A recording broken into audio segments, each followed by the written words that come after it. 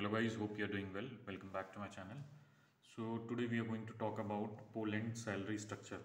जी हाँ दोस्तों, आज हम पोलैंड में जो डी कैटेगरी वर्क वीज़ा होता है इसमें सैलरी स्ट्रक्चर क्या रहता है मैं आपको बताता हूँ। अगर आप इन प्रोफाइल में जाना चाहते हैं तो मैं आपको इन्फॉर्मेशन प्रोवाइड कर देता हूँ और इसमें मेनली पे आउट कितना रहता है मंथली बेसिस पे उसके बारे में भी आपको बता दूंगा। कि जैसे पोलैंड में आपको पता है कि जो वहाँ की करेंसी है जलोटी है, PLN है। इंडिया के जो INR में अगर एक PLN को कन्वर्ट करते तो 18 से 19 रुपये के आसपास कहीं इतना करेंसी 18 पॉइंट समथिंग है, 18 रुपये इंडिया का बनता है। और मैं आपको बता दूंगा कि पर आवर आपको सैलरी कितनी प्रोवाइड होती है, इसमें टैक्सेशन कितना कटता है, मैं आपको सारी इन्फॉर्मेशन प्रोवाइड कर देता हूँ। और जो डिफरेंट डिफरेंट रोल्स हैं, जैसे जॉब टाइप्स हैं, उनकी सैलरी बता दूंगा कि क्या कितना रहता है, उसमें कितना आपका मंथली पे आउट है। जैसे आप पहला देख सकते हैं कंस्ट्रक्शन हेल्पर। जो कंस्ट्रक्शन हेल्पर वाली पोजीशन पर जाते हैं तो उसमें जो मेनली रिक्वायरमेंट है, जो आपका जो वर्किंग आवर्स रहते हैं, एक हफ्ते में आपको बताना चाहता हूँ कि एक हफ्ते में आपको 40 घंटे काम करना पड़ता है। मंडे टू सैटरडे आपकी शिफ्ट लगती है और ये रोल्स डिपेंड करते रहता है। जैसे अगर आप जैसे वर्किंग टाइम जो नॉर्मल जो वहाँ का लॉ होता है उसके अकॉर्डिंग कितना होता है कि मंडे टू फ्राइडे आपको काम करना होता है जिसमें 40 घंटे होते हैं। और जो कंस्ट्रक्शन हेल्पर है, जैसे इसमें देख सकते हैं जो पर्टिकुलर वैकेंसी है, इसमें इन लोगों ने बोल रखा है मंडे टू सैटरडे का टाइम ड्यूरेशन का काम है, तो 60 घंटे की इसमें टोटल आपका शिफ्ट टाइम है एक हफ्ते में। और जो आपको सैलरी प्रोवाइड कर रहे हैं, सैलरी 15 PLN प्रोवाइड कर रहे हैं, 15 जलोटी एक घंटे की आपको सैलरी प्रोवाइड होगी। और 60 घंटे का काम है तो आप देख सकते हैं अगर आपको एक दिन एक्स्ट्रा काम करा रहे हैं तो आपका सैलरी वैसे ही ओवर टाइम बढ़ेगा। इसमें जो 5 दिन का जो आपका टाइम ड्यूरेशन होता है, जैसे 8 घंटे एक दिन का शिफ्ट टाइमिंग होता है, अगर आप 5 दिन से इसको कैलकुलेट करें तो 40 घंटे होता है। इन लोगों ने जो अभी इनकी वैकेंसी थी, बीच में एक वैकेंसी ओपन करी थी, उसमें कंस्ट्रक्शन हेल्पर के रिगार्डिंग एक पोजीशन ओपन हुई थी जिसमें उन्होंने जो आपका टाइम ड्यूरेशन बताया था कि हफ्ते में आपको 60 घंटे काम करना है। 60 घंटे का आपको मतलब हो जाता है कि अप्रॉक्सीमेटली आपको 11 घंटे, 11×5 = 55। हाँ, आपको 10 घंटे इन लोगों ने बोला था। अगर आप 10 घंटे, 10 से 10.5 घंटे के बीच में आपको हर दिन काम करना पड़ेगा। इतनी जो इनकी रिक्वायरमेंट थी पोजीशन के, जो पोजीशन ओपन हो रही थी, इसके लिए आपको 60 घंटे काम करना था। 15 PLN आपको सैलरी प्रोवाइड कर रहे थे।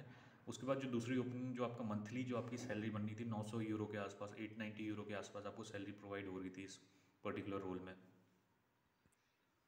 जैसे अगला रोल है कंस्ट्रक्शन रिगर का रोल है, जिसमें आपकी जो आपका वर्किंग आवर्स कितने हैं, हफ्ते में आपको 60 घंटे काम करना है। 15 PLN, आप 15 जलोटी आपका पर आवर का सैलरी है। 890 यूरो आपको मंथली इसमें पे कर रहे हैं लोग। और उसके बाद कंस्ट्रक्शन वेल्डर की पोजीशन आ रही थी, इसमें भी 60 घंटे काम है और 15 घंटे 15 यूरो इनमें सैलरी है। 890 यूरो मंथली आपकी सैलरी है। पाइप फिटर का भी सेम ही है, इसमें कोई डिफरेंट नहीं है। मेसन का भी डिफरेंट नहीं है। इलेक्ट्रीशियन की जो सैलरी है वो आप देख सकते हैं कि इसमें इलेक्ट्रीशियन की सैलरी थोड़ी ज़्यादा है। 60 घंटे का काम, उसका भी हफ्ते का मांग रखा है। और उसके बाद जो इसकी आप देख सकते हैं जो सैलरी है 20 जलोटी पर आर इसकी सैलरी, क्योंकि जो इसमें ऐसा कह सकते हो कि आप इलेक्ट्रीशियन थोड़ा स्किल काइंड ऑफ वर्क होता है, जो पुराने जो एम्प्लॉय जिसने पर्टिकुलर लाइसेंस है वही काम कर सकते हैं, तो तभी इसमें सैलरी ज़्यादा है, डिमांड पे ही पोजीशन रहती है, तो तभी इसमें 20 जलोटी पर आवर के लिए सैलरी प्रोवाइड कर रहे हैं। इसके बाद प्रोडक्शन लाइन हेल्पर की रिक्वायरमेंट है जिसमें सैलरी आपका सेम ही है, 15 जलोटी। इलेक्ट्रीशियन में भी आपका सेम है। फॉकलिफ्ट ऑपरेटर में भी आपकी सैलरी सेम ही है। कंस्ट्रक्शन मैन लिफ्ट ऑपरेटर में भी आपकी सैलरी सेम ही है। पाइपिंग इंस्पेक्टर होते हैं उसमें आपकी सैलरी थोड़ी ज़्यादा बढ़ गई है, इसमें लोगों ने मेंशन किया 18 जलोटी आपकी सैलरी है।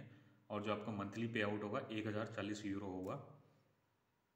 और उसके बाद वेयर हाउस वर्कर है। वेयर हाउस वर्कर की जो आपकी सैलरी है वो थोड़ी ज़्यादा है as compare to other position. इन लोगों ने मेंशन किया वेयर हाउस वर्कर में इन लोगों ने प्रोवाइड किया है 16 जलोटी पर आवर। और जो इनका यहाँ पर कोई सैलरी देख सकते हैं कि 950 यूरो है। जो टाइम ड्यूरेशन इन लोगों ने ज़्यादा कर दिया, 60 घंटे एक हफ्ते में काम करना है, तो 950 यूरो उसका पर मंथ की सैलरी बनेगी। पैकिंग ऑपरेटर है। पैकिंग ऑपरेटर की भी सैलरी इन्होंने 15 यूरो कर रखी है। मंथली जो उनका सैलरी बनेगा 890 यूरो के आसपास आएगा। इसके बाद जैसे मीट और फिश शॉर्ट ऑन, जो मीट और फिश पैकर होते हैं, जो इसकी जो सैलरी है 17 यूरो है। इसकी पैकिंग, इसकी सैलरी थोड़ी ज़्यादा इसलिए होती है कि हर कोई आदमी मीट की पैकिंग नहीं कर सकता।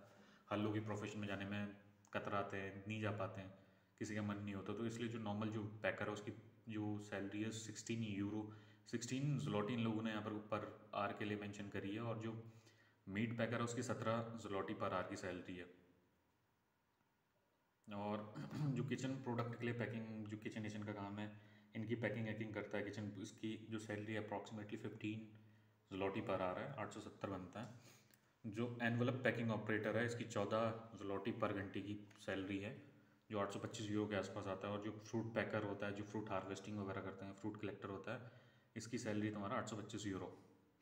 ठीक है, सैलरी स्लैब तो बढ़िया है इसका। और मैं अपना अपना बताऊँ, जो मेरे को पोजीशन ऑफर हुई थी वो थी तुम्हारी हैंड पैकर की। हैंड पैकर उसमें जो मेरे को सैलरी जो इन लोगों ने प्रोवाइड किया 22 ज़्लोटी के आसपास पर घंटा मेरे को अभी इन लोगों ने प्रोवाइड किया है। 22.50 जो मंथली सैलरी होता है 3600 ज़्लोटी होता है। और जो मेरे वर्किंग आवर्स हैं वो 40 घंटे के ही हैं। अगर मैं 60 घंटे काम करूँगा, अगर बढ़ जाता है 10-12 घंटे, तो सैलरी अपने आप ऊपर हो जाएगी। अप्रॉक्सीमेटली अगर मैं 60 घंटे काम करूँगा तो लाख एक रुपये के आसपास बन जाएगा मेरे को लगता है, मंथली बेसिस पे। थैंक यू गाइज, आज आप सब लोगों को ये इन्फॉर्मेशन देनी थी। और जो नया स्लिप आ रखा है उसके अकॉर्डिंग ये लोग कह रहे हैं कि 3600 आपकी 3600 के 34 से 3600 ज़्लोटी पर मंथ की आपकी सैलरी होनी चाहिए, तभी आपका वीज़ा अप्रूव हो रहा है। क्योंकि जैसे 2800 ज़्लोटी आपकी अगर मंथली सैलरी है तो वहाँ पर कोई रिएक्शन इसमें भी आ रहे हैं केसेस में। अब क्योंकि जो वहाँ की जो अभी करंट सैलरी चल रही, जो एम्प्लॉय का जो बेसिक एवरेज सैलरी चल रही है वो है अप्रॉक्सीमेटली 3400 ज़्लोटी। तो पैकेज आपका 34 से 36 के बीच में होना चाहिए। 32 भी है तो इसमें रिजेक्शन आ रहे हैं अभी बहुत।